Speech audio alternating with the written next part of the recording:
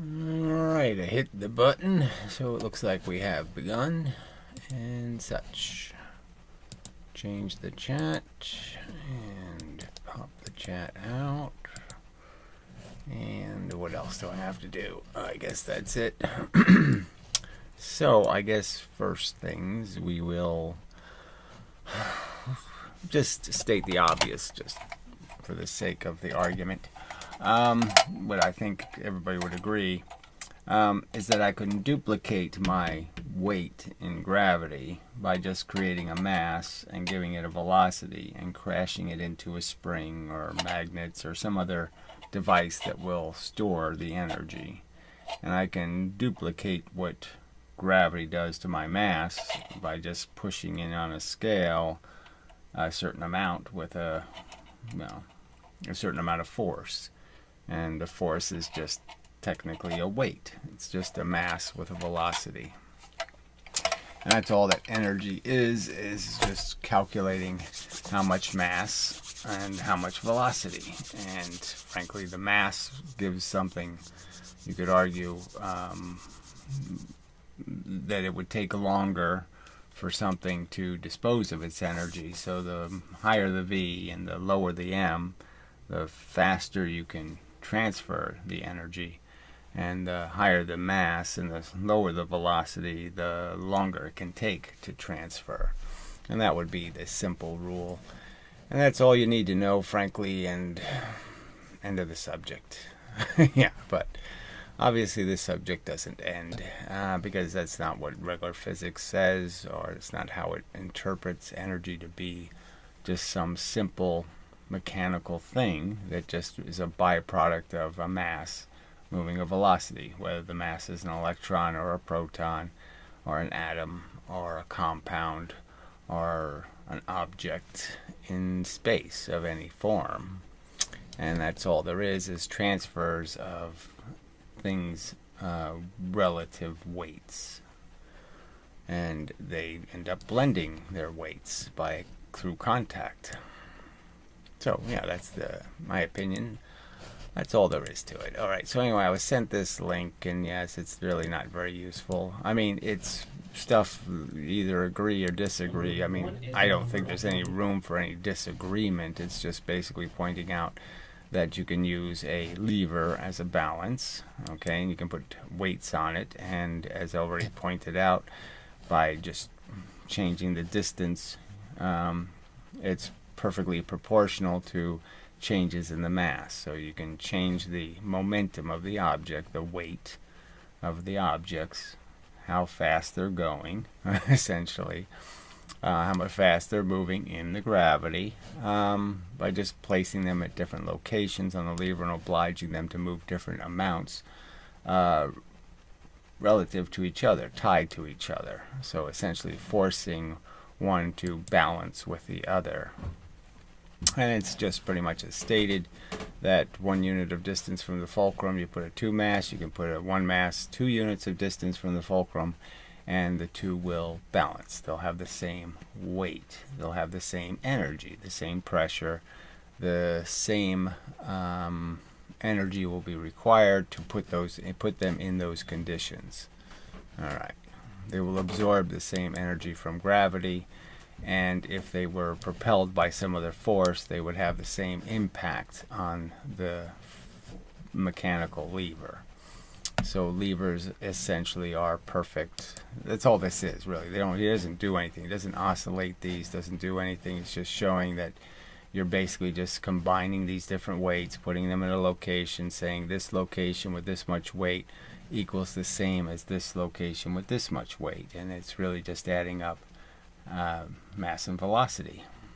If you just assign the gravitational velocity, that is, you assign a velocity to the objects in gravity, whether they're moving or not, whether they're apparently moving, okay, whether it's visually perceivable that they're moving, but the fact is they are. Gravity is affecting you right now. It's pushing you into the ground, and if you just do a little bit of sensing, you can feel yourself being pushed back up by gravity, by the earth. as a response to the gravity. So yes, not terribly useful. These aren't details that should be argued, so I don't think anybody disagrees that this actually happens, that these things do balance. And I would argue that if I put energy into this system, it will oscillate perfectly, and the oscillation will violate the kinetic energy rules in the sense that the objects on one side of the oscillator will have more energy. So if I put the 1 mass 4 units of distance and have a 4 mass 1 unit of distance, the fact is the kinetic energy theory says the 1 mass has 4 times the energy that the 4 mass has. Even though the momentums are exactly the same, they'll just say it has 4 times the energy, which it doesn't. Alright, which it will not be able to cause 4 times the effect in the universe. It will not move 4 times the amount of mass and 4 times the amount of velocity. Won't happen. Alright, so yeah, so that's enough of that. And so I guess I will I'll read what I sent to the evildoers. Let's see if this is working. Doesn't appear to be. That's interesting. I have 2 choices. So what choice shall I use? I guess I'll turn that off and then I can see what the hell. I can't see it, so that doesn't help me any. That's interesting. Alright, so how else can I tell which one of these is a real window and which one's a fake window? It's always something, right? Always something. How did I get a blank Firefox window? Don't know. Alright, well that should have fixed the problem anyway. Doesn't appear to have fixed the problem. Alright. That seems to have fixed it. Alright, so that should be okay now. And yeah, there's the chat thing. Okay. Alright, so I'll go to this text of an email. And we'll just go through what I sent to the Minute Physics thing. It's just a demonstration of how frustrating this is, but you can't get real physics to acknowledge this argument. You can't get them to go anywhere near any portion of the argument. They just keep evading the argument. And I've been doing this for a long time, trying to get all of these different places to, in some way, I mean, you can't even bribe them into the conversation, which is just really pitiful. So anyway, I wrote, over the past 10 years I have become keenly interested in the foundations of physics. That investigation and research has led me to the conclusion that conventional understanding of the fundamental principles is profoundly flawed. Of particular interest is the conventional definition of energy, 1/2 VMV, the kinetic energy formula. I believe it is easily proven to be historically poorly grounded, so it doesn't take much work to go back into the history and say, well, what was the argument? And you'll find that there wasn't any good arguments. Alright, and theoretically nonsensical. Okay, and you just do a little bit of thinking about levers and hydraulics, and what's the other, even Newton's cradle type stuff, and you can figure out that it doesn't make any sense. A device as old and simple as a lever proves beyond reasonable doubt that the kinetic energy formula is unviable as a theory of truth. So, just saying that remains a true statement in spite of all the noise the other side has made. They haven't made any noises to refute those facts. Alright, over the past couple of years I have tried to solicit popular science interest in this subject. I have offered substantial financial compensation for a little fair consideration and scrutiny. Unfortunately, I have yet to find a single popular science presenter willing to take on my arguments against the kinetic energy theory. I do still believe that with intelligence comes integrity, but the evasions and cowardice I have witnessed over the past couple of years are eroding confidence in that belief. Yes, it just does seem like people, even the smart ones, suck. Sad but true. They aren't doing integrity. It's not part of the program. To some extent, I am willing to do whatever it takes to get one of you information gatekeepers to allow this subject to receive the attention it deserves. Oh, that was something I wanted to point out. Yeah. There was this absolutely disgusting, observation. Let's see, was it on this video? Which video was it? Damn. Yeah, there it is. Alright, so it says, watch before they delete this. I don't know, can you see that? I gotta put that back up, I guess. That didn't work. For whatever reason. Alright, so I gotta get rid of this temporarily. Alright, so there's that. And that's over. Whoops, that's the wrong thing to move. Move this thing. This little Tesla icon here. 5.1 million views.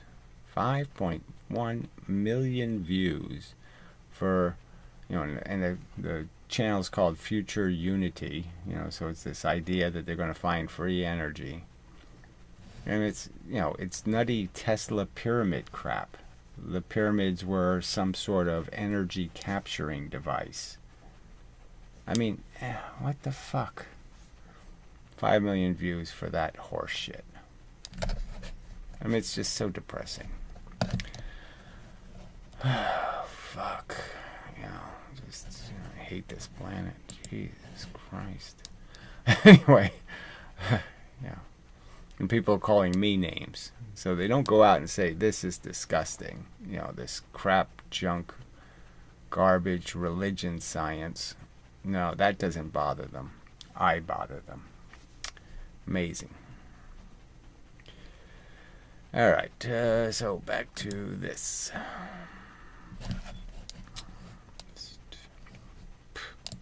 Anyway.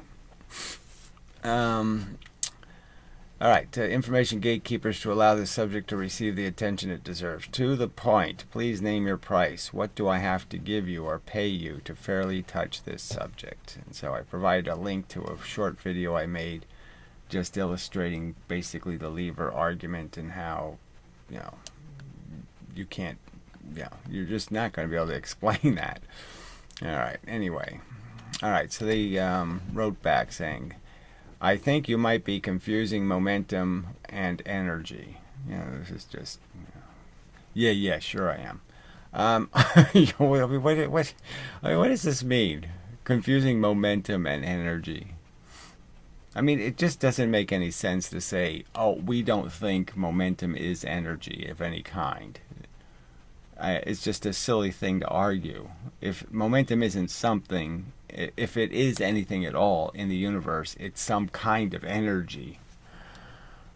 Or what you mean by energy might be different from what most physicists mean by energy. Well, yeah, I'm saying energy has to be something real, okay? It can't be fake. You can't just make up fake energy, so yeah, maybe we don't agree that it should be real. It should actually be able to do work. What the fuck was that?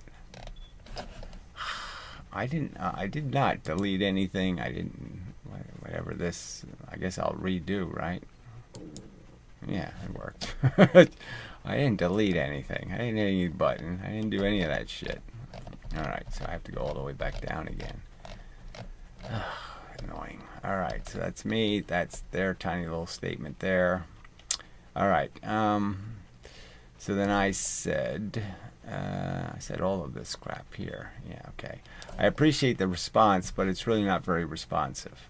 I'm asserting that there is no evidence or good logic supporting 1/2 MVMV, or as anything but a silly fable. Okay, so it's a pretty strong assertion. They should be able to, reply with something. There's no evidence it takes 4 times the fuel to go twice as fast. There's no evidence 8-pound bowling balls going 16 miles an hour knock down twice as many pins as 16-pound balls going 8 miles an hour. There's no evidence speeding bullets have 1,000 times the energy as recoiling guns. If we shot them out of spaceships, they wouldn't turn the ship. It's just a fact. Same energy. It appears the momentum is the energy in space. It works that way. That's how ships are turned. Thrust. Thrust is based on momentum. Kinetic energy thrust won't get you anywhere. All right. A simple lever proves the kinetic energy formula to be unviable as truth because it allows you to convert momentums between unequal masses and, by your theory, create free energy. The other side of that, which I would have liked to have added, but I didn't, was that, yes, you destroy energy, in grotesque amounts by going from light, fast objects to slow, heavy objects. Levers can make a 5 mass going 10 miles an hour out of a 10 mass going 5 miles an hour. So basically just saying it can make a 5-ton train going 10 miles an hour using the energy of a 10-ton train going 5 miles an hour, proving, that one couldn't have had less energy than the other. Exactly twice as much energy. Obviously you can't make something with twice as much energy out of something with half as much energy. MGH is also a nonsense. 4 times the height and gravity only produces twice the velocity, only twice the weight, and only twice the time. And only takes twice the time. I mean, where's the response to that simple statement? Has there anybody made a response to that simple statement? No. It's about how long you're in gravity, free falling, not how far you travel through it. E equals mgt is the correct formula. So, pretty direct statement. Will there be any kind of direct reply? No. I am politely requesting that you tell me how much I have to pay you to publicly debunk my claims. So what I just claimed here are pretty strong assertions. How much do I have to pay you to show some evidence that these assertions are wrong? With citation to real experimental evidence. Okay. I think a fair reply to their comment. Okay, and they say, your assertion needs to come with some evidence. It's just so ironic. I'm offering to pay them to produce evidence, and he's telling me I need to produce evidence. So they can have a theory for 350 years, and they don't have to show you any evidence demonstrating it has anything to do with reality. But I do. Okay. Have you done any actual experiments to demonstrate your claims? I mean, it's so ironic. I'm basically saying you haven't done any experiments to demonstrate your claims. You, in 350 years, you still can't show me a single experiment where it took 4 times the fuel to go twice as fast. Data goes a long way to convince scientists. I mean, it's such a joke. You don't need any data at all. You don't need any evidence. You don't need any confirming experiments. You don't need any, you don't even need to see it happen in different locations or in different environments to prove something. You don't need corroborating evidence. You don't need any fingerprints. You don't need any real data. You just need somebody to show up and invent the idea. Just make the accusation. All you need is somebody to say it. There's antimatter, and you'll believe it. That's just such a hilarious statement. So that's how he responded to all my direct accusations and assertions, is with just a meaningless pile of mush. So this is Minute Physics, by the way. Okay.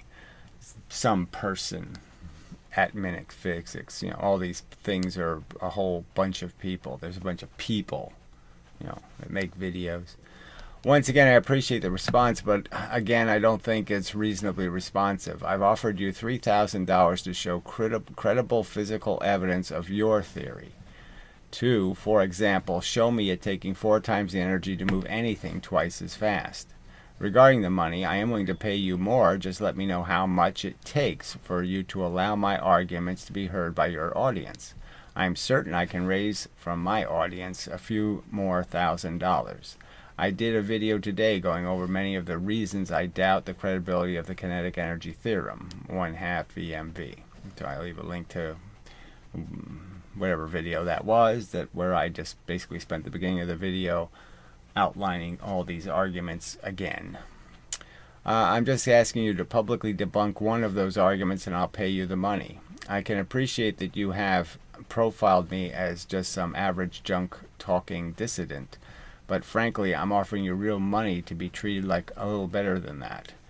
All you have to do is a little research to prove me right or prove me wrong, and I'm offering you a very fair compensation for the meager amount of time it will take. I mean, it really doesn't take that long to look up Leibniz, to look up Chardonnay, and to find out how poorly reasoned and what little evidence was provided to defend mv squared back then. It was just mv squared. I will state as a prediction that if you do sincerely investigate the subject of the origins of the living force, yes, it was called the living force, you will find that your science has for 300 years been betting on a dead, religiously inspired horse. Thanks again for the reply. So, you get the standard crapola. So it was nice. This is a whole, oh, here's where it is. Okay, so it's a whole paragraph this time. Regarding the 4 times the energy to move anything twice as fast, go talk to a traffic accident reconstruction engineer. So he's just pulling this shit out of his ass. Like he knows any of these people, like he knows what the hell they would say. They use this in their work all day long. Then they're not getting right answers, but whatever. Every day, all around the world. The relation between stopping distance, so here we go. This isn't nothing to do with how much fuel it takes to get to a speed. And speed is well established. So his own documentation is going to prove that it's unwell established. That there's really very little to say that anything's been established at all with any confirmation. The data doesn't actually, the actual factual experiments don't actually match his description of it. From the equations that are standard in physics. So the equation says one thing, the data actually says something completely different, and they just don't care. They say same answer when it's not the same answer at all. Okay. And they are borne out day in and day out in vehicle skids, etc. So it's just all hyperbole, all just made up lies about what the facts are and how the facts should be interpreted. Just a big pile of nonsense saying we have a ton of evidence and it proves it. They have no evidence and there's no proof. All you have to do is go to a test driving track. So he never did any of this. He's never even seen an actual test. He just talks this shit.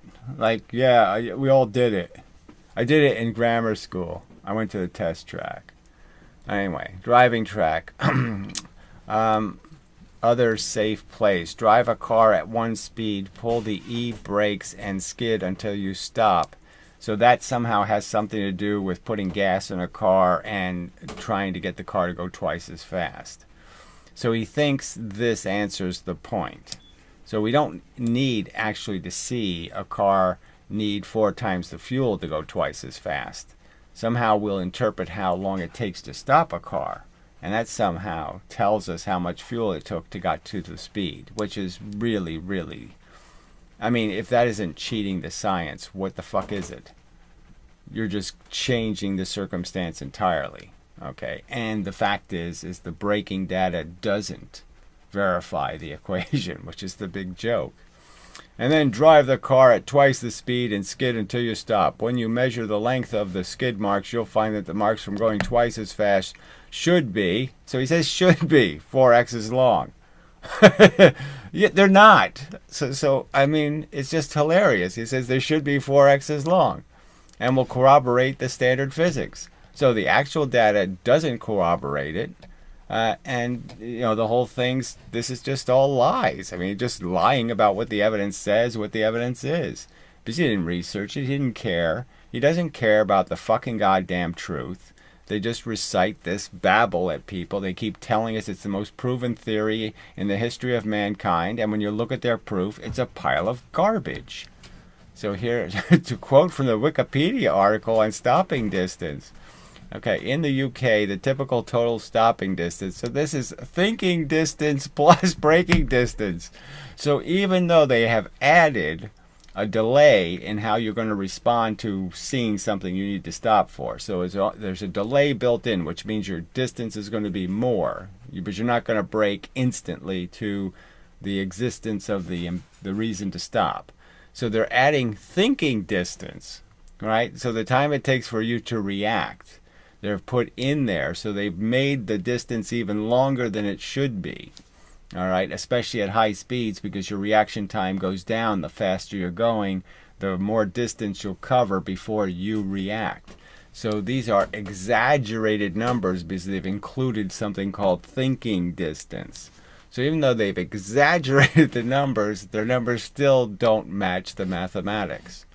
Okay, used in highway code are quoted in Rule 126.1 as, and so here he quotes data that overtly doesn't confirm what he's saying, right? 12 meters and 36 meters. 36 meters is not 4 times 12. So it's not even, it doesn't fit the mathematics, and they've cheated by adding thinking distance to this number. This 36 would be a lot lower number if you took out the thinking distance part of it. It might even be 6 worth, so it's less than 3 times. Not the 4 times their math said should be the answer. So in spite of his exaggerations and lies about what the data actually indicates, so he provides, I'm just saying, it's not on the subject, first off. It's not proof that it takes 4 times the fuel. And on top of that, the data doesn't even confirm what he's stating in his own statement. I mean, just amazing bullshit. Okay, so I say, once again, I appreciate the response. Unfortunately, it's just hyperbole. Galileo could have proved the assumptions wrong, and anyone could show your statistics don't match your pontifications regarding how the world works. 36 is not 4 times 12. Besides that, there is no evidence friction is a constant or consistent absorber of energy. Fast things lose less friction than slow things, less to friction than slow things. Look up Galileo's 1:357 ratio regarding how gravitational friction is applied to a rolling object. Cars going faster lose less energy to friction per foot.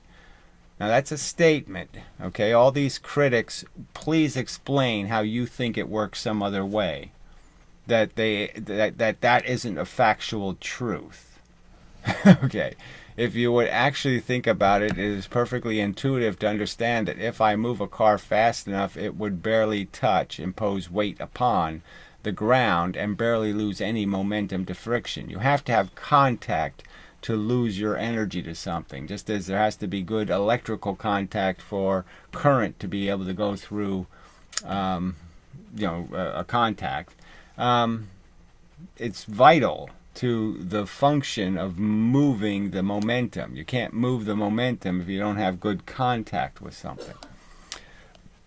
The kinetic energy theory, VMV, is over 300 years old, and this is the best evidence you can produce in its defense, ? So really, this is, all these assholes are going to sit there and argue that somehow this physics is credible, that science is credible, when they can't produce any evidence. I mean, you're sitting here begging for it, offering them bribes for it, show me, show me, show me, and they will not, even for $3,000 or more, they won't show you. It's a religion. This isn't science. This is a religion. They've had 300 years to produce some evidence, and this is all they produce is a lie, a distortion of braking distance, combining it with thinking distance. Good science should produce real evidence when challenged, not just arrogance and ungrounded and exaggerated storytelling. I mean, everybody should be able to agree with that's the difference between science and religion. Storytelling and evidence. That's the difference. And so where are they showing that they're doing science? Because they're not going to show you the evidence. I will devote the beginning of today's video to this subject and explain why your rhetoric is really very unscientific. And so that was the video I produced that day. All right. So I got no reply.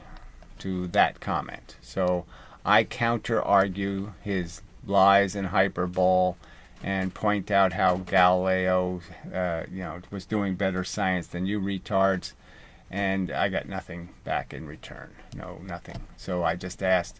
I would just like confirmation that you've chosen not to reply to my last comment and prefer to end this communication / argument. You won't name a reasonable price you would charge to engage the subject on your channel, and you won't defend the science you believe in with any credible scientific evidence, like evidence it takes 4 times more fuel to move something twice as fast. So I sent that twice. So clearly he has chosen to just say, no, I can't, I'm not going to do it. I'm not going to provide you anything. I'm not going to allow you to challenge my physics. I'm not going to allow you to even pay me. $3,000+ isn't enough. Offering him $3,000+. I'm saying, go ahead, pile on. Ask for 10 and maybe I'll do it. Ask me, give me the price it would take. Okay, I want to know how little integrity you have. So just let me know how much you have to be bribed with to deal with a real physics subject. And these cunts do this shit. So it's just disgusting that I have to sit here and argue with people about who has no integrity. They're going to defend this physics. They're going to defend this as science. These cowards completely just running away from their obligation to show their physics right, not just talk their physics right. I think I showed it in the beginning of the video, fuckhead. I'm sorry. I don't want to be rude. But the beginning of the video, I showed the video you sent me. Okay? I pointed out how, okay, so what? I did this on my porch already. I showed a lever oscillating with a 4-to-1 ratio. I'm not saying it's not, to some extent, useful in this conversation, but it really is useless, frankly, because it doesn't say anything about anything. But whatever. I mean, damn it. And if you're talking about the stupid, what was the Silence Asylum video, no, I'm not going to bother with that crap. I mean, it's such crap. It just has to do with rest mass, this fake notion that somehow objects don't have real mass, that they have rest mass, and then they have moving mass, that's some sort of different mass. It's just such a pile of crap. I mean, it's just made up. It's a fable. I can't argue made up talking fish fables. I can't really prove there's no talking fish. I can just make the logical argument that if you're going to believe in them, they should produce some sort of evidence.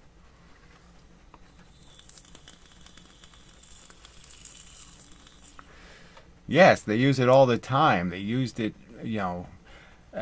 Toady, right, when he was trying to get one of the flat earth debunkers to involve themselves in this subject. That's what they threw at Toady, was the braking distance data. And so then Toady researched it and he found none of them really do these tests. They don't actually test any of this stuff. They just speculate about how the outcomes are going to be. And that's the hilarious part. So most places will cite it as if they did the research and they never even did the experiment. And then when you find the actual data, the numbers come out far short of the 4-to-1 relationship. It doesn't work, frankly. Yes, it's more than momentum would dictate because, yes, as pointed out by me, friction is different for fast objects than slow objects. And heavy objects versus light objects, but clearly nowhere near the predictions of the KE formula. So the actual data doesn't confirm the formula at all.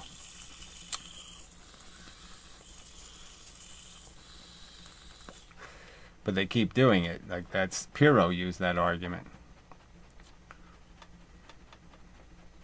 So again, you say it takes, can you show me it taking 4 times the fuel to go twice as fast? Can you show any circumstance where that is true? And they just do this, braking distance, braking distance, braking distance, and then they just lie about what those experiments actually show.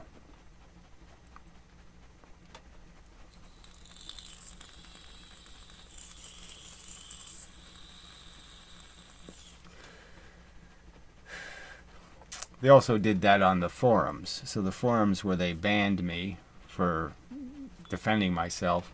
That's the argument they throw at you. That's the first argument they threw out. Was braking distance bullshit. And you keep saying, well, braking isn't the same as accelerating, so could you just show me some acceleration data? And, that's when you get called, a science denier.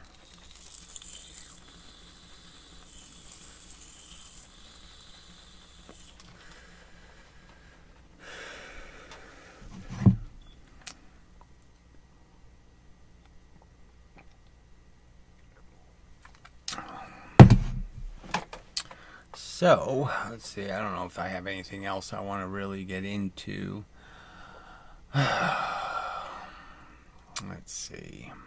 There is the annoying... It's like, I don't even want to, I only played half... Well, I played the part where he's doing his talking. But I really don't want to change the subject. But, this guy, Unsucker. Really annoying. So he did a lecture somewhere in Germany for something called DPG, whatever the hell that is, he's making some sort of argument about philosophy and physics, which isn't really his intent. His intent is to somehow point out how American physics is somehow less credible than the wonderful European physics. And it's such an insane lie to say that the Americans fucked up physics, because clearly it was run all by Europeans in the early days of quantum mechanics. So where everything started going really loopy, was in Europe. Europe did this stupid MV squared thing, and Europe is the place where they invented the entanglement crap and the superposition crap and all that. That's all Bohr's crap. So it's just, it's such a slander, for him to sit there and talk of, trash talk.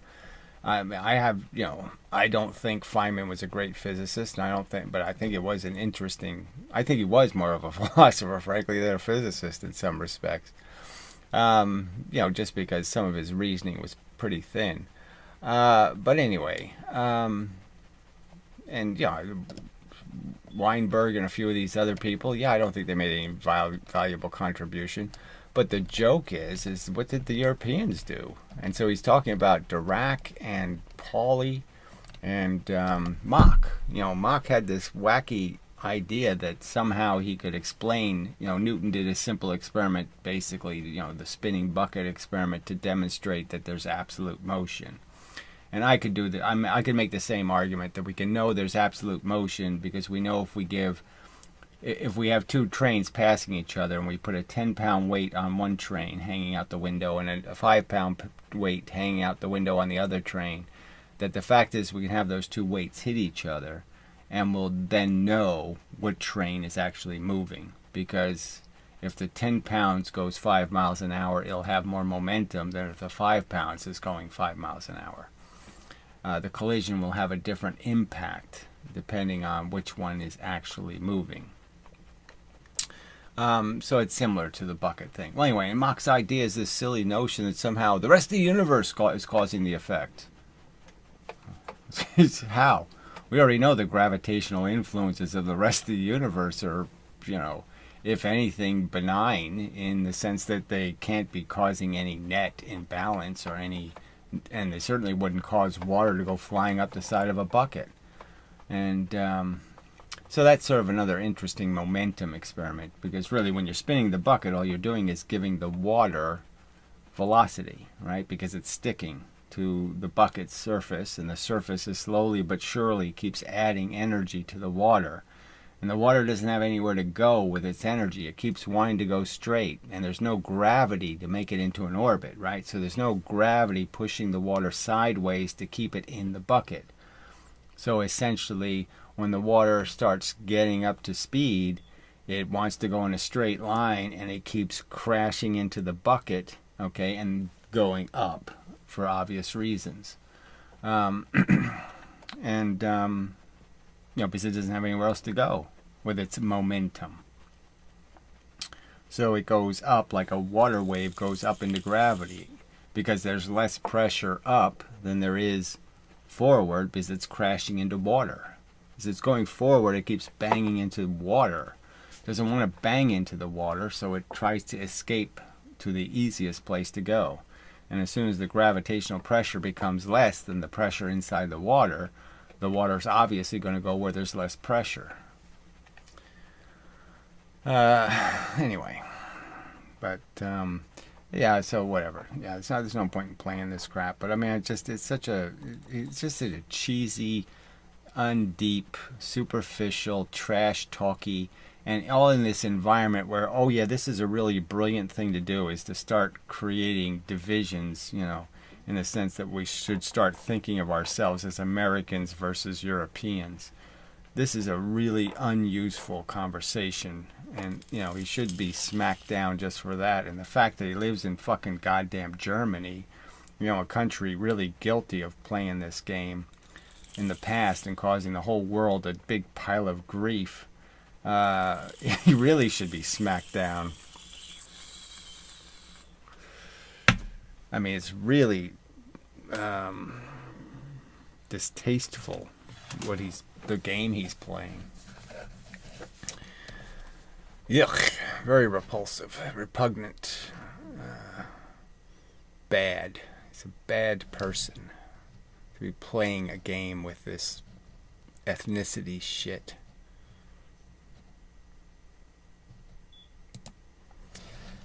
Alright, thanks for the 2+2 video the other day. There's too much conceptual understanding for me to wrap my head around before having anything intelligence to say. Yeah, I can appreciate that. I mean, it's conceptually quite different than conventional physics. But I'm just saying the simple things you can appreciate is the fact that you can actually come up with a really simple mechanical system that actually explains charge. And that part to me is the big takeaway, is that something so simple will perfectly create attraction between the opposites and repulsion between the similars. And the fact that you can do that with something as simple as 2 + 2 + 2 is pretty stunning. So even if it's wrong, it's quite amazing that something that simple could answer a question physics can't answer. And then even the gravity argument, that the simple argument is when matter moves, energy is deterred in its motion in the universe. So if there were just BBs in the universe and no matter, the BBs would have a certain amount of distance, total distance they would cover in a certain amount of time. And the fact is if you put matter in, they don't cover as much distance. The matter deters the progress of the universe. The little bits don't get all the way where they would be if you didn't have matter in the universe.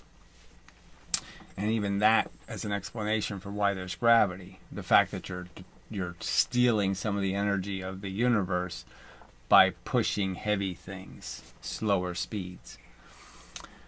Sorry, I just joined late. Just saw that you explained the video I sent you in the beginning of the stream. Yes, you should probably, blah, blah, blah, blah, blah. You should check those things before commenting. Yes, I know it's, I am trying to encourage you to comment more because, their comment section is kind of dead. But yes, I want the comments to be, to have some, credibility. So, when you're asking a question I've already answered, 5 minutes ago, yeah, that sort of sucks. But, because of circumstance, we'll have to accept that as, one of the liabilities of my, whatever you call this, my low wattage fame.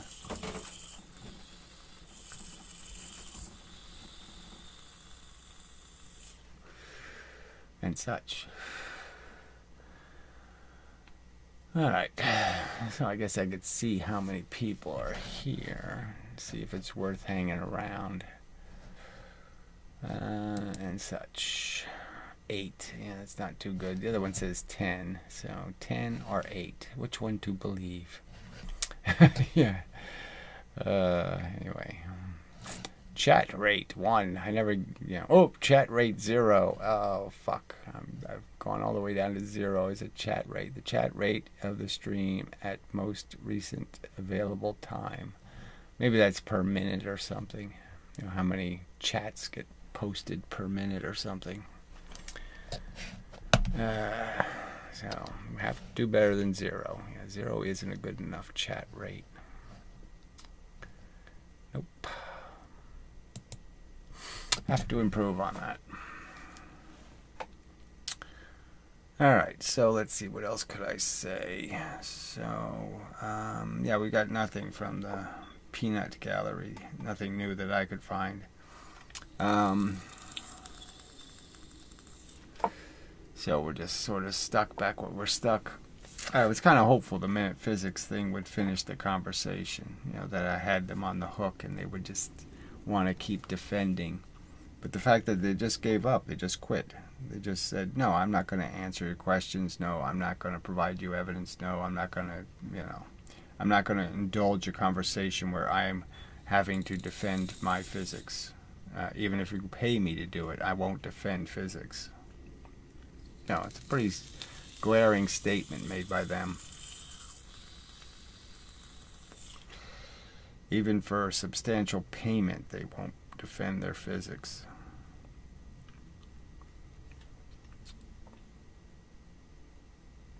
In public.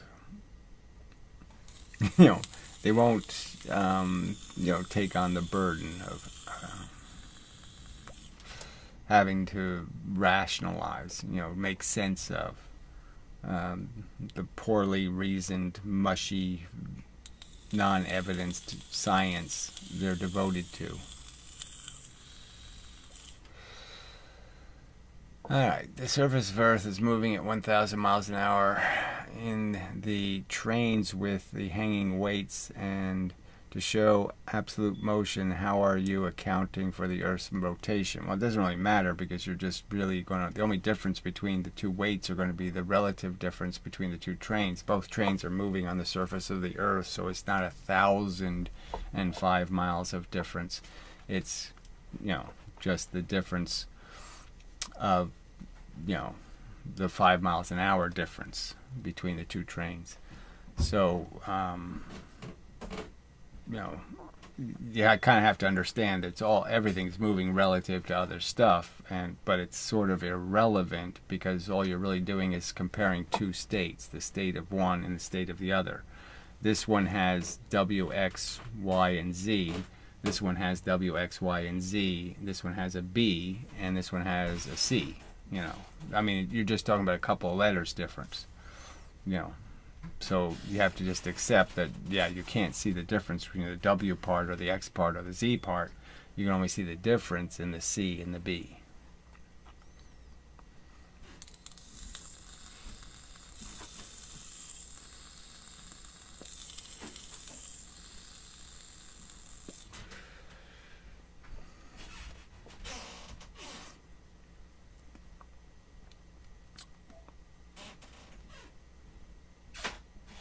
I mean, all the atoms we're connected to in the environment are all atoms that share a same history. So they've all been pushed by the same things in the past, and so they're stuck with the same identity. And any differences we acquire, we have to acquire through some new mechanism, something that happened after we had the same things happening to us. Alright, but isn't there absolute energy dependent on which direction on the surface of the Earth you are going? No, because at any one instant, that, like I said, they both share going 1,000 miles an hour this way. One's just going 995 this way, you could just say. One's just not going quite as fast as 1,000. It's a little bit less than 1,000. So that's the only part you can see the difference between. Just go to my previous answer before you type that. The answer I was giving while you type that probably answers the question. You can't see the part that they share. You can only see the part they don't share.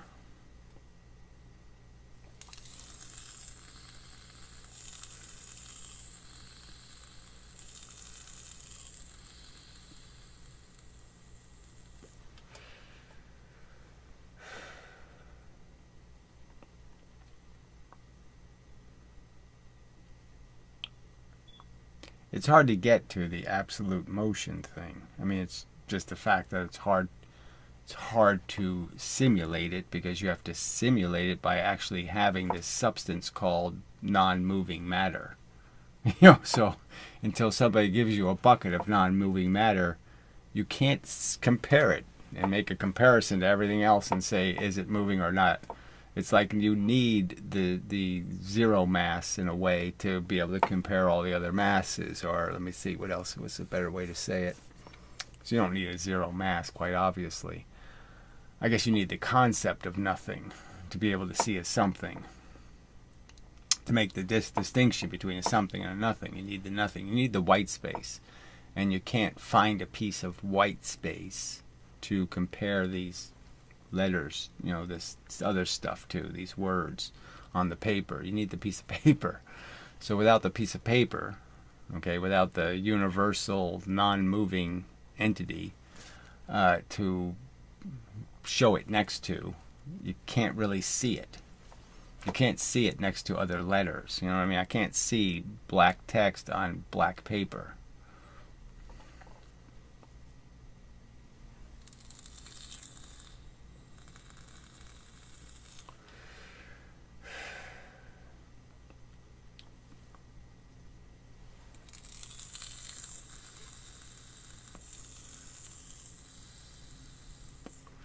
I think you get that point. I mean, if I need to say more on the subject, if you're still confused, I'm just saying there's only, there's these little tests you can do to demonstrate that there are ways, besides just looking out the window and seeing how you're moving relative to the rest of the universe, there are ways to be able to test whether one object is moving or another object is moving. And so Newton made his bucket analogy for that, his bucket experiment, which sort of just demonstrated that the water's going to move up the bucket regardless of where it is, because it's the momentum of the water that's causing the motion of the water. It's the circumstances of the water. You don't need gravity to exist. You don't need something else to be causing the effect. The effect is going to be caused by the motion, the momentum of the water. And I'm sort of just making the same argument that you can do these experiments that will in fact tell you the truth. Yeah, you can't do them inside your train, but you can do them connected to your train or connected to your spaceship. And then the light clock is another good example. The Einstein drawing of the fact that the photon travels this diagonal path is just plainly wrong. The photon moves in straight lines up. This vector, just like in the physics will tell you that you throw a baseball off a train, its vector is made out of real components that don't change. The motion this way isn't affected by added energy this way. That the object actually contains both velocities, a velocity this way and a velocity down this way. They're both independent, and one won't affect the other. And the same is true for the photon. The photon doesn't care that the train is moving. It's not going to travel a diagonal path. It's going forward, and it just keeps going forward at the speed of light, and it gets to the other side at the speed of light. It gets there on time. It doesn't take a diagonal path and go faster than the speed of light, or slower. It doesn't take it longer to get there. So that whole notion that that's how the light clock works, that the light actually moves a diagonal path, is just a made-up fable. The light travels a straight path. The surface moves. The fact that you move the bullseye, I shoot an arrow and you move the bullseye while I'm shoot the arrow. The arrow doesn't travel the diagonal path and hit the bullseye over there. The arrow goes where I shot it. It doesn't go where your surface is. Because you move the target doesn't mean the arrow doesn't go the speed of arrow in a straight line. It goes the speed of arrow in a straight line. And photons go in a straight line, across the ship, and they do not travel any kind of diagonal path at all.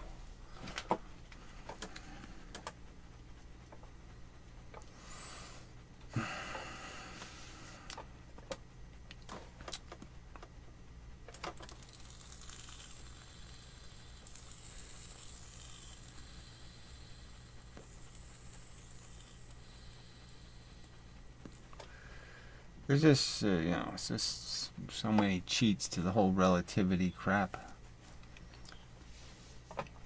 Galileo was making a simple statement about relativity. There's no connection to the time dilation, space warping bullshit of Einstein in the simple statement that Galileo was making, that, you can only see relative differences. You can't see same. Sameness is invisible. So any properties you have that are the same just makes it impossible for you to distinguish two things. But they will have relative differences. They can have.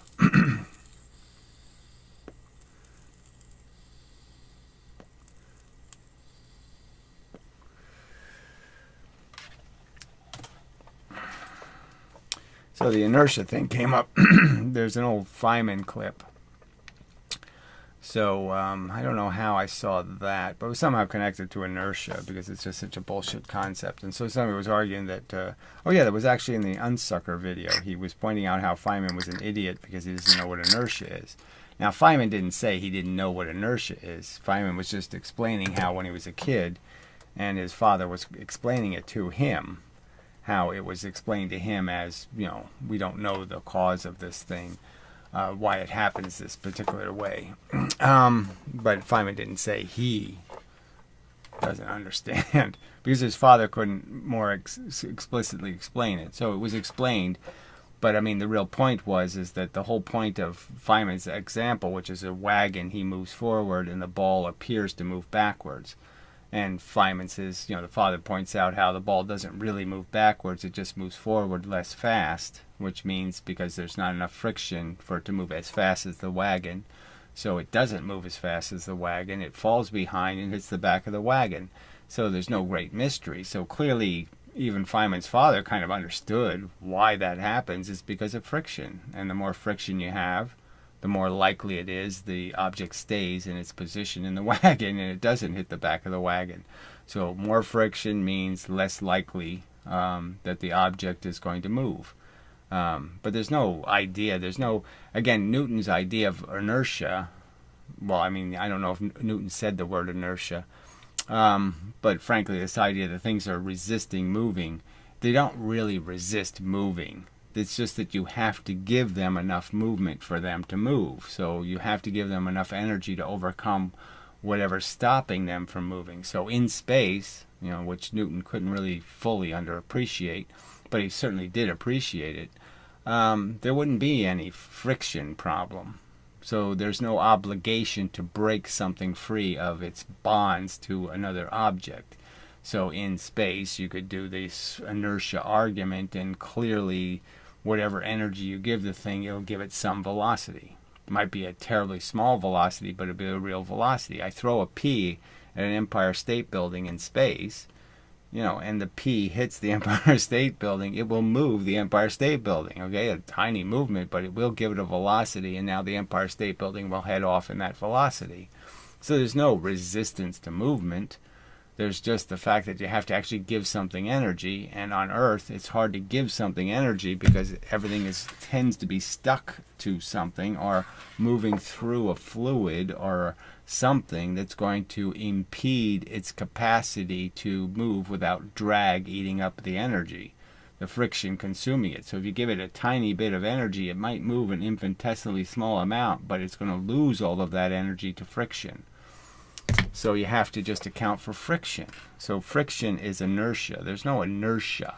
There's no resistance to movement. And only on Earth, through friction, do we see any tendency for things to resist moving. They're not really resisting. They're just saying you have to overcome at minimum, to get movement out of an object, you have to overcome its friction. You have to overcome its contact with other molecules. So if it's stuck to a surface, actually glued to it, you got to break that bond. And if it's in an atmosphere full of other atoms, you have to recognize that it's going to lose energy to those atoms when it hits them. And so it's going to lose its energy fairly quickly. If you give it a tiny amount of energy, that tiny amount of energy is going to be used up very quickly. It's going to be dissipated. It's going to diffract into heat of the universe.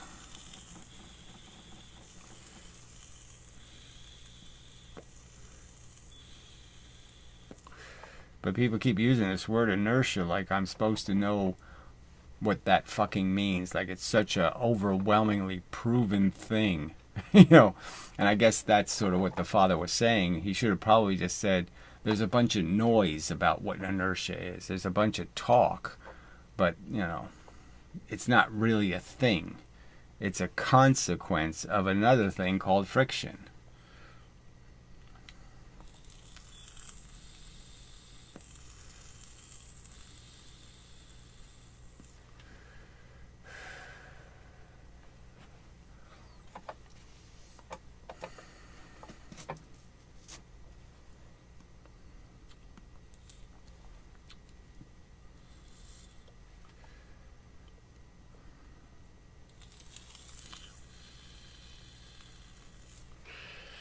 Alright, 2-minute warning, I guess. So I guess somebody's got to say something because, frankly, it's all redundant to me. So unless somebody forces me to be redundant, I don't have any real incentive to be redundant. I've said all this stuff before, hundreds of times. It doesn't seem to have any effect on brains. There aren't enough brains available, to recognize that there are valid points to be raised here, and blah blah blah blah blah, and that the conventional Bible talk just doesn't cut it as science. Reading from your Bible is not doing science.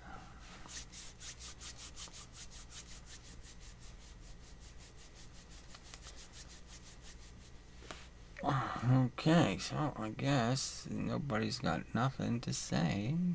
So maybe a little more time. Got a little more time. Come on. There you go. Well, thanks for the stream. Doesn't really. That's blah blah blah blah blah. Okay, I know you're stuck with doing all of these human kind of interaction things, but blah blah blah blah blah blah blah. I didn't really do it for you. Okay, I really didn't. So no point in thanking me. I'm doing it because I must.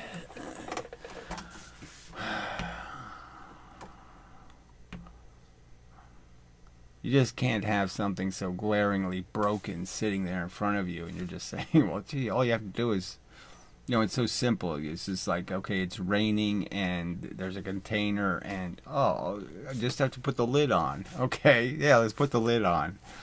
So, yeah, I'm compelled to put this lid on. But that's it, I'm not trying to do anything except be reasonable. And it's just reasonable to react to religious babble by saying, oh, fuck you. Stop doing that. Stop telling me your story is the truth. Show me it's the truth. Don't tell me it's the truth.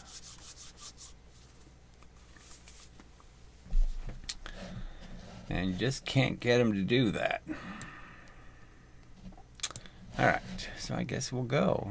I'll have to just go with the consensus of the 9 viewers. Yeah. Alright, so anyway. Oh, there we go. Tim saved the day. You say you can tell which train is going 10 miles an hour versus 5 miles an hour in one direction. The 10 mile an hour train is going 10 miles an hour, 5 miles an hour, and the other is going the direction 10. You can tell the difference because which one has the energy is going to mean that you have more momentum.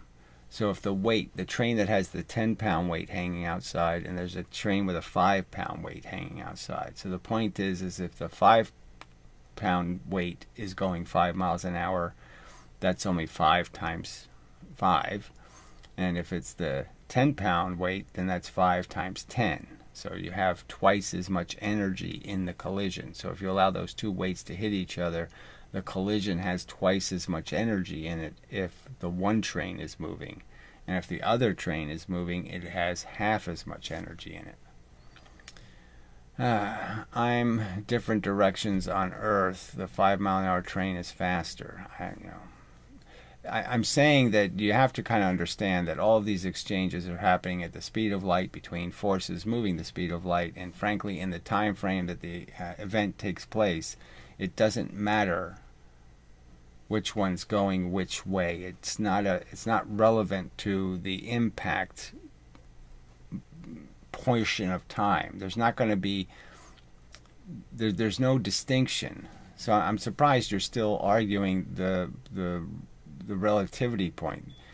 It's only a difference between, you're saying that one's going 1,010 miles an hour and the other one's going 5 miles an hour. That's not true.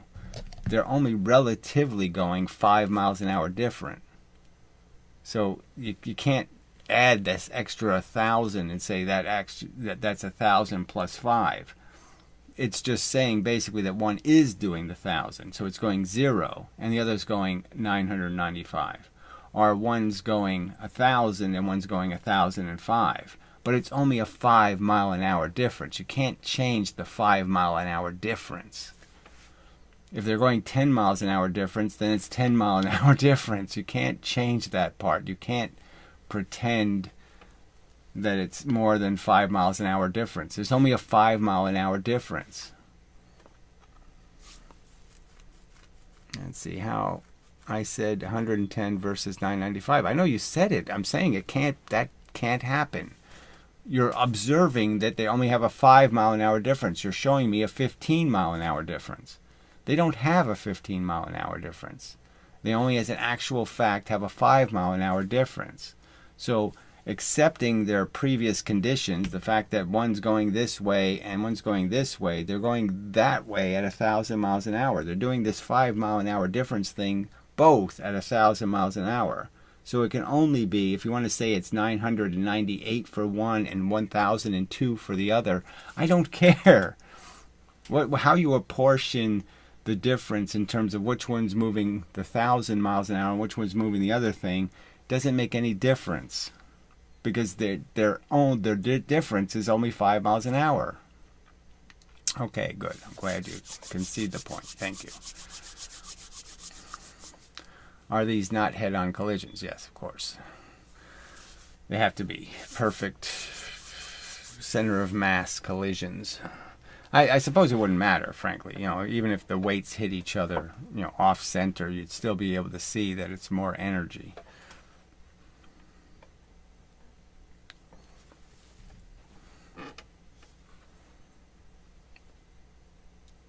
You'd still be able to see the fact that the one that's actually moving, it does change the collision. So anytime you have uneven masses, the collision is completely different depending on which one's moving. Whether the heavy object hits the light object or the light object hits the heavy object, the two outcomes are always different.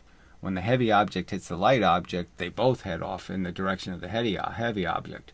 When the light object hits the heavy object, the light object bounces off and the heavy object goes in the opposite direction. So you get a very clear picture of which one has to be moving based on just the direction alone tells you. You don't even have to measure the energy. You just have to look at the direction, because the direction will tell you the answer. If the 10 mile weight hits the 5 mile an hour weight, hits the 5 pound weight, then it's going to move the weights, and the collision will move in the direction of the heavier mass. And if it's the other way around, they'll both go in opposite directions. So, it's going to give you a clear indicator of which train has the actual motion, the actual relative motion.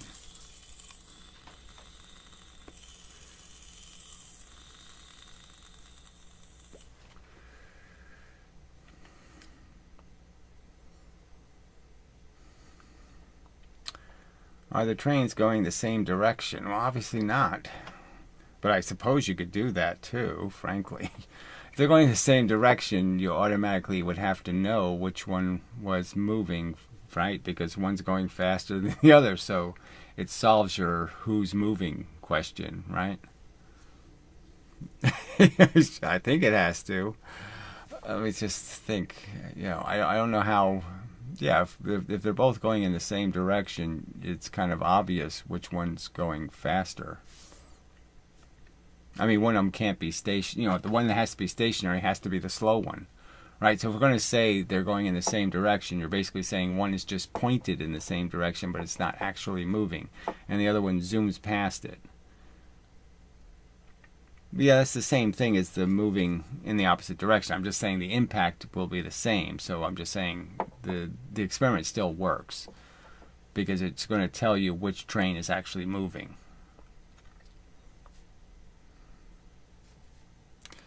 Oh, you just keep making something simple complicated. If they are in opposing directions, then it's a 15-mile-an-hour difference. I'm sorry, it's not. They're only going relative to each other 5 miles an hour. It's an observable fact. There can't be any other speeds involved. So whatever I just told you, make the number 998.5 and no, 97.5, and make the other one 3.5 or whatever it would be. I'm just trying to. It's 5 cut in half is 2.5, so it's 7.5.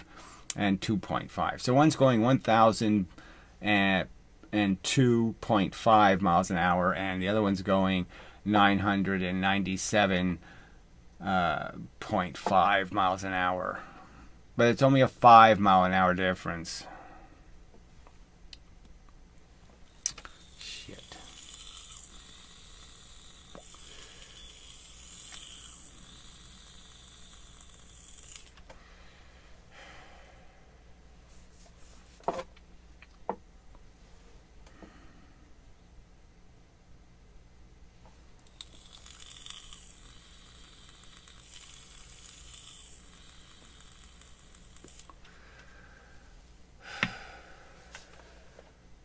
I mean, obviously they have to both be going the same way, the 1,000 miles an hour.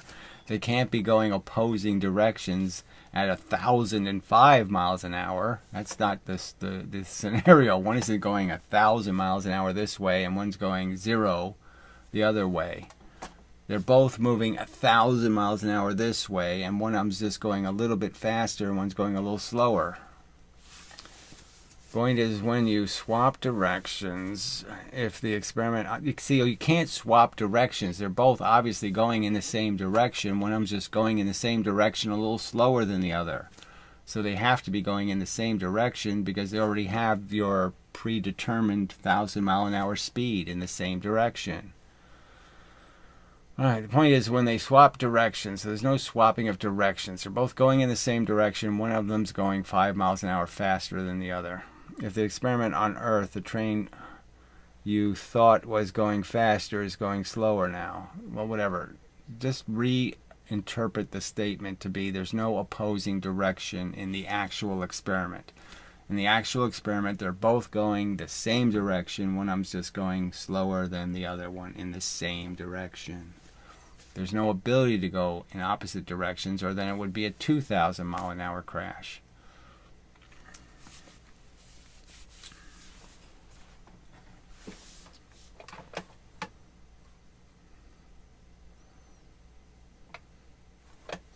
Neither one of them is stationary relative to the 1,000 mile an hour, okay?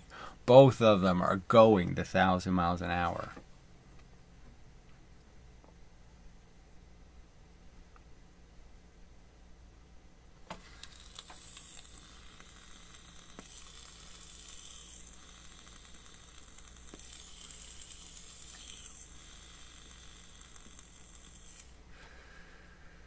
The appearance of them going in opposite directions is just an appearance. So that's the part where you have to be careful about what it appears to be versus what it actually is. So clearly, two things going different speeds can appear to be going in different directions, but they're really not. Even if that's set up, the train you think is faster becomes slower when you, on the surface of the Earth, you swap directions. What the fuck are you talking about? I mean, you're really now just going to get annoying again. Even if that's set up. the train you think is faster becomes slower. What does that even mean? I think it's going faster. No, I'm asserting that it is in fact going faster. I'm saying it does in fact have the extra velocity. But whatever. Becomes slower when you, on the surface of the Earth, you swap directions. There's no swapping of directions. There's just a swapping of your speed.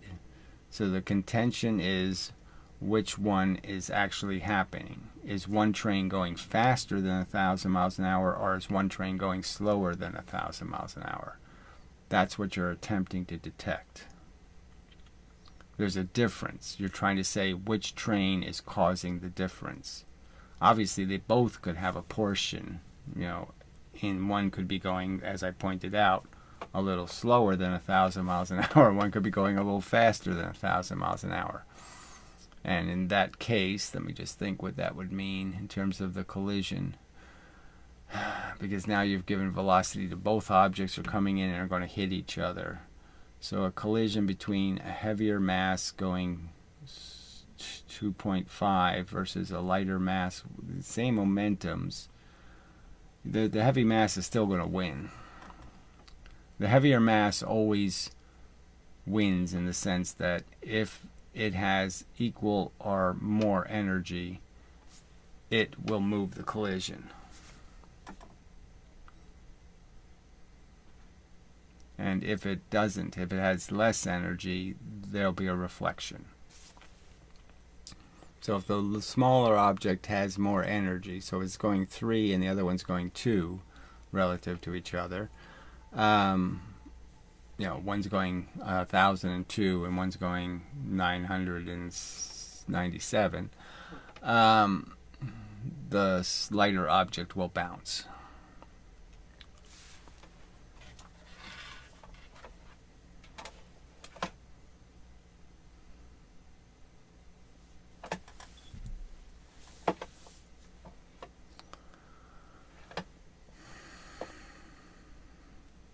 So anyway, I mean, it's, thought experiments are fun, but, they can get convoluted.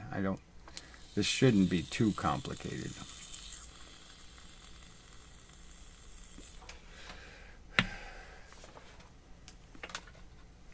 You're just saying that they have everything in common except this 5 mile an hour difference between them. And you're just saying how can I detect who's responsible for the 5 mile an hour difference?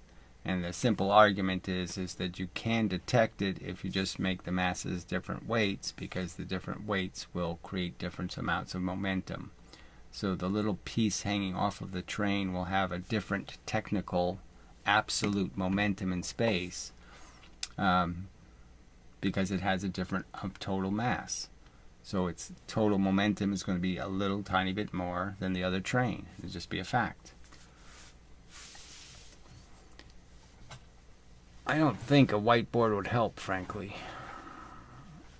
I don't even know, because again, it's just accepting the fact that they're both moving in the same direction. I mean, if I knew how to draw it, I'd draw it. I mean, I can try, I give it a shot, but I don't think it's going to be that helpful.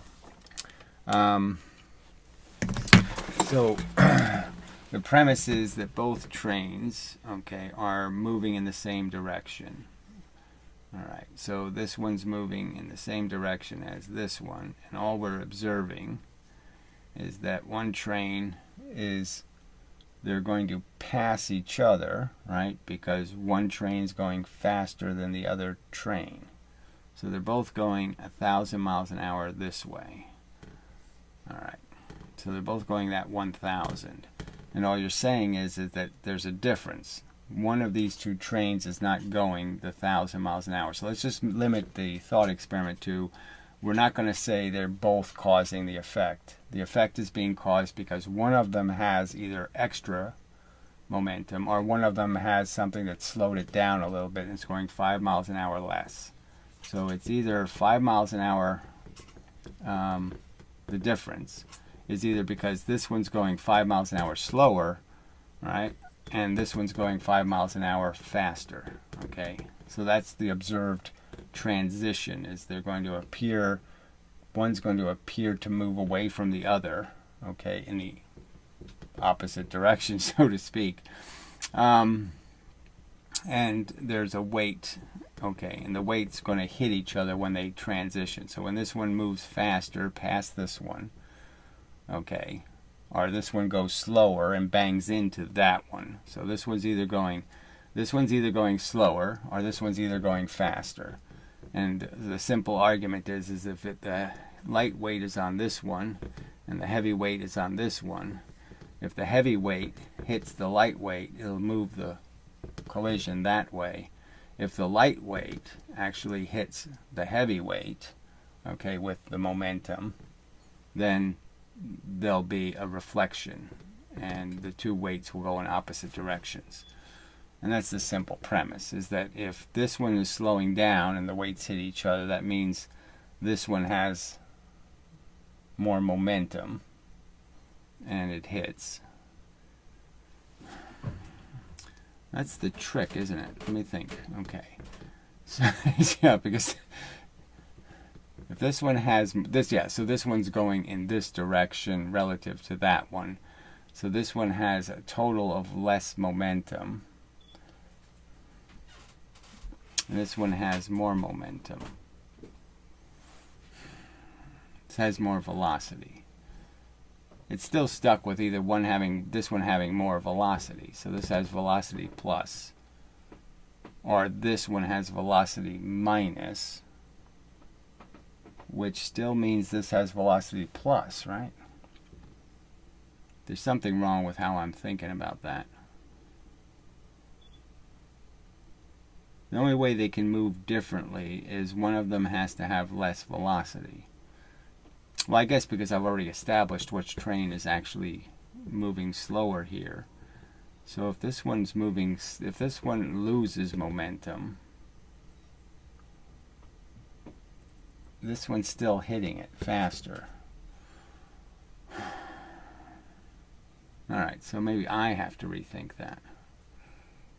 Oh, you and your suggestions. You fucker. Oh, don't do this momentum as a vector crap. So is kinetic energy, retard. Trains don't have energy going up or sideways or some other direction than exactly the same direction the momentum is in. So it's just baby talk, your vector bullshit. All motion is a vector. Okay. I thought you could tell the difference of the trains with the same weights. No. If you use the same weights, then you can use any energy theory you want. Kinetic energy works when you use the same weights. When you use the same weights, you just get a pure transfer. That's a Newton's cradle. So you have to use uneven weights to fuck up the Newton's cradle. And the fuck up will be in a direction depending on which one has the velocity. Well, the point is you'll be able to tell this one has the velocity because I'm creating the absolute universe here, which is the mistake. I mean, I already know that they're both going 1,000 miles an hour, and that's the part you're supposed to forget. But, well, anyway, I will think about it. No point in thinking about it in a video because thinking takes time.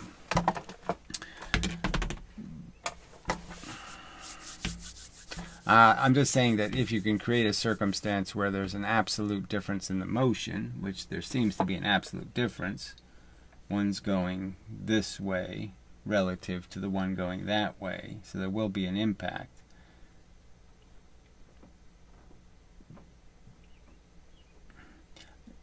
Yeah, this isn't the 1,000 miles an hour, so you're actually able to detect that they're going 1,000 miles an hour. That's the whole point. You're actually able to detect the absolute speed. So you can also detect which way the 1,000 miles an hour is. Obviously, the 1,000 miles an hour is this way. So it'll also answer that question. So that's the real point, is that it really will show you the absolute velocity when the two masses hit each other, because that's what they have, is their absolute velocity, including the 1,000 miles an hour in a direction. So that's what we validated, is basically you'll show you that this must be the train moving, and that if they have any combined velocity, shared velocity in any direction, their shared velocity is being demonstrated to be in the direction of the faster moving. So that would prove that. Okay, so that's where I made my mistake, is I had to eliminate this 1,000 miles an hour and recognize that I'm basically proving which direction the 1,000 miles an hour is in. All right, how do you detect the absolute speed? You detect the absolute speed by detecting the absolute momentum. And you do that by creating uneven masses hitting each other. As I pointed out, if I take a 10 mass and I move it, okay, 5 miles an hour, it has twice as much energy if I have a 5 mass moving 5 miles an hour. And that difference in the energy will be revealed in the collision. So if I can crash them into something, I'll be able to tell that it has that extra energy. And I'll certainly be able to tell, even if it's an even amount of energy, that whenever there's a collision between these uneven masses, the rule is that if the lighter thing hits the heavier thing, it bounces. And if the heavier thing hits the lighter thing, it moves both of them in the same direction. So you get two different outcomes depending on who did the actual moving.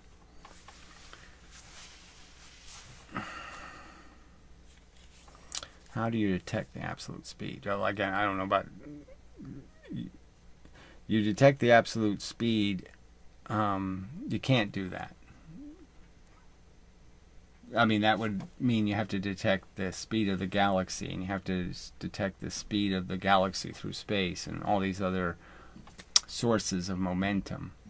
And you can't detect all of the sources of momentum. But the thing to understand about all the collective differences in the motion in the universe is to sort of understand that basically the universe is basically telling you there's an even amount of pressure in the universe. So there's as much energy going this way as there is energy going that way. So if you're starting to acquire a velocity, you sort of have to understand that the odds are you can acquire a little bit this way and a little bit this way and a little bit that way and a little bit. And in the end, they're going to counter each other. That you can't get a bias in one direction, a huge bias, because all of the forces are coming from all kinds of directions, and it's always going to sort of even out. If you're already using stuff going this way, it means the rest of the universe doesn't have that way. It's missing a little bit. So it has more this way. So the odds are that any other influence that's going to affect you, once you've acquired 1,000 miles this way, it's more likely you're going to acquire energy going this way than adding to your 1,000. So you could sort of understand that the rotation of the galaxy and the rotation of the galaxy and the cluster and all these other motions, a lot of these motions are opposing each other. And so they're not all additive. All right. Do you think the universe has to have exactly the same amount of motion up and down, left, right, forward, and backward? Well, I don't think gravity would work if it didn't. So that would be my simplest answer.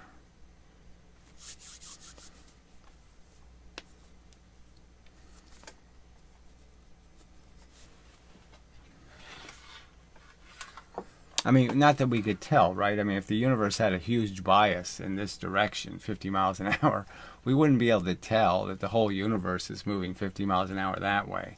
I'm just saying, it just seems the default would be that it all appears to be evenly pressurized. So there's no reason to assume the whole universe is moving in a direction.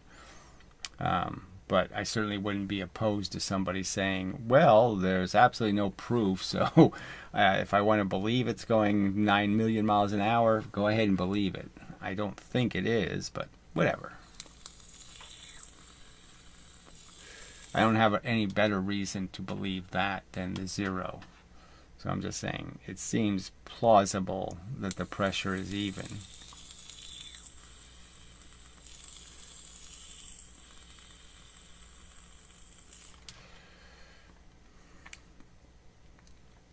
There certainly can't be any fluctuation in the observable universe. So the observable universe, whatever the bias is, everything in the universe has that bias, because it appears that everything isn't being dramatically pushed for no reason in any direction. I mean, gravity works as good on the moon as it works on the Earth, as it works in Saturn, as it works through the rest of the solar system. There's no apparent unevenness. At a glance, doesn't it seem like the solar system has more direction of orbits, but very little upward motion? Again, we don't know which way the sun's moving. Is the sun moving, this way, or is the sun moving north and south? And I guess the argument would be it's more plausible that the sun is actually moving north and south, and the solar system is like the moon going around the Earth. It's going through the spiral of the direction of the sun. If the sun was actually moving in a direction, the odds would be that the sun would end up creating parabolas in one direction.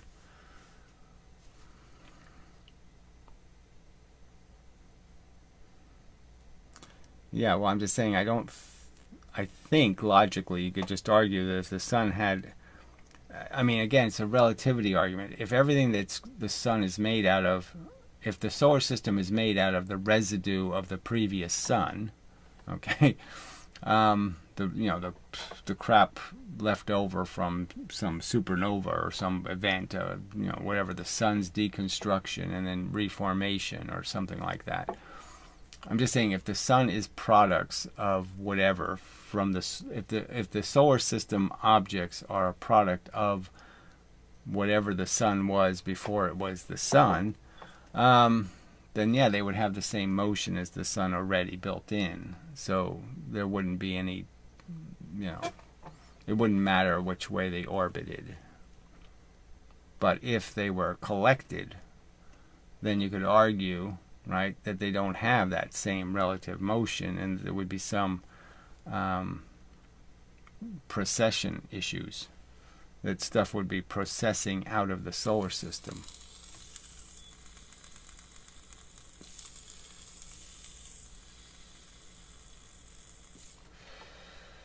But for example, the planets are not bobbing up and down. I don't know what you mean, but how do you know they're not bobbing?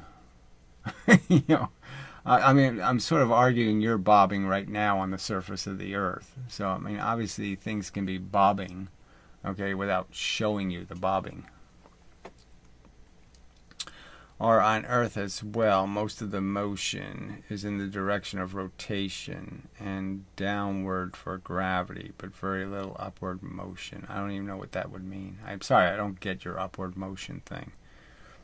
All the orbits are sort of on a plane. So within 8 degrees, I think it is, 8 degrees of deflection. So it's the orbits are not perfectly flat with each other. They're a little bit scanted, and they're all parabolas. And some of the parabolas are more parabolic than others. I mean, the Earth's parabola is pretty small. I mean, I think that's like 3 degrees. So I don't even know. I'm sorry, I can't really figure out what you're talking about. Bobbing thing. If the planets are bobbing up and down, it is much less than the orbital motion. Yeah, I'm sorry, I don't know what the fuck you're talking about. Why would the planets be bobbing up and down? The real question is, another argument against Einstein's theory, I would argue, is that his tensor math is really just replacing the idea that the sun's center of mass is actually moving. So the sun actually has a center of mass, and the center of mass has a precession in it. It's not always in the same place. It's moving. It's spinning. And so it's moving to different locations. Okay. And that's causing the precession in Mercury. The fact that the center of the sun's mass is subtly changing, because it's not a perfect sphere either. And Einstein is just accounting for a precession that Newton didn't account for. So Newton didn't say the sun was precessing. The center of the sun, the position of the sun was slightly moving. So without that slight movement, yes, Newton's mechanics fails. But if you put that slight movement in, Newton's mechanics can explain Mercury. And the trick is that you just make it enough precession to affect Mercury, and it won't affect Venus because Venus is so much further away from the sun than Mercury. So that's sort of the catch, is the effect is very local. You have to be very close to the sun to be affected by this effect. And the further away from you are from the sun, the less you're going to be affected by that wobble in the sun's center of mass. So to me, it's just interesting that here we have another plausible theory that's very simple, and everybody reaches for the very complex Einstein theory rather than the simple explanation that Mercury's precession is being controlled by the fact that the sun's mass isn't perfectly centered. If you think the rotation of the Earth is left and right and forward and backward motion, I forget it. This isn't going to go anywhere. I don't know what you're talking about. The Earth is rotating, so the Earth is spinning. Or you're talking about the rotation around the sun. There's no way to. The gravity is downward. There's very little upward motion away from this. The gravity is not being created in places. It doesn't matter where the Earth is. It doesn't matter how the Earth spins. It just has to matter about the energy that goes in and the energy coming back out. There's no place. There's no communication with other objects. The Earth doesn't move away and then it changes the gravity that you were going to experience or any of that crap. It's a reflected light. It's happening at the speed of light, frankly. So the Earth is constantly excreting less energy than goes in. So you're getting pushed because there's more energy coming down than there is coming out of the Earth. You can't change that by wobbling the Earth. All right. Anyway, there seems to be less upward motion, at least at first. Whatever. I don't know what the fuck you're talking about. Upward motion. Anyway, if the train at 1,005 miles an hour is much less massive, we're not saying it's much less, but whatever, then the train moving at 1,000 miles an hour, then the less massive train would deflect at about the same speed and the other train would move slightly. Well, it's not true. They have to conserve the momentum. So if it's going to cause any motion in the other train, it's obviously going to have to use its momentum to do that. So there's going to be a transfer of the momentum. And the simple argument is if you're transferring between a heavy object and a light object, the outcome will be different than when you're transferring between a light object and a heavy object. How does the less massive train move back without giving the larger train more momentum? Nothing moves back. They're both moving forward in the same direction, and one's going slower than the other one, is the argument. One's going faster than the other one. One's going 1,005, or one's going 995. And they're going to experience the effect of that by passing each other. So there's a certain point where they will pass each other. And you're just saying that if one train is moving, you'll be able to detect which one is moving based on the fact that which one has which velocity. Because the one with the one going 1,005 would create one interaction, and if the other train is going 995, that would be a different interaction between the two masses you're going to have collide with each other when they pass. But obviously, it's really not just about 1,000 miles an hour. It's about whatever all the other collective motions that the two objects have sharing. They're sharing a position in the galaxy moving around. They're sharing lots of different velocities. And you're really going to measure the difference in that absolute velocity.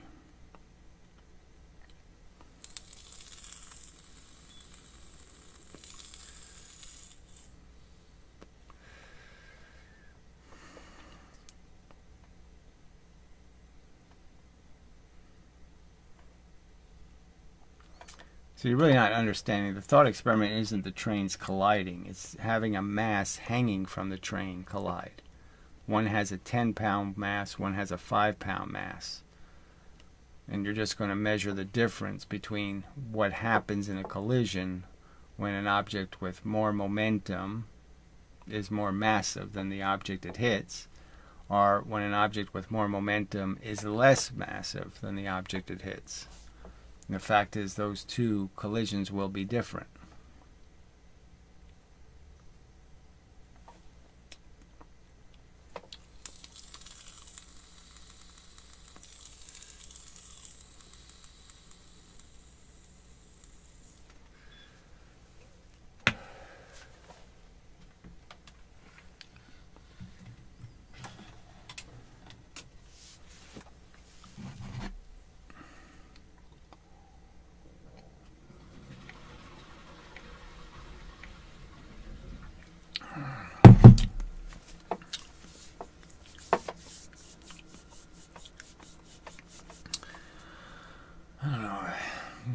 The simple point is the two masses you're hanging outside the trains are going to have an absolute velocity in space when they hit each other. And the fact is depending on which one has more momentum will decide how the collision looks.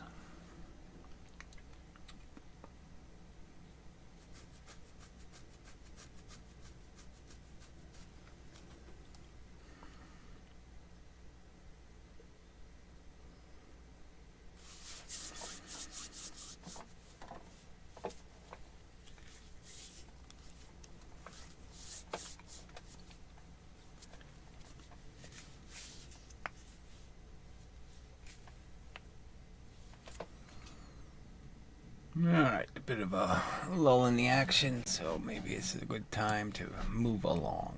Let's see, yeah, it's only 11, still 9 in the one thing. So we do have to up the viewer rate here somehow, but not much I can do about it, I guess.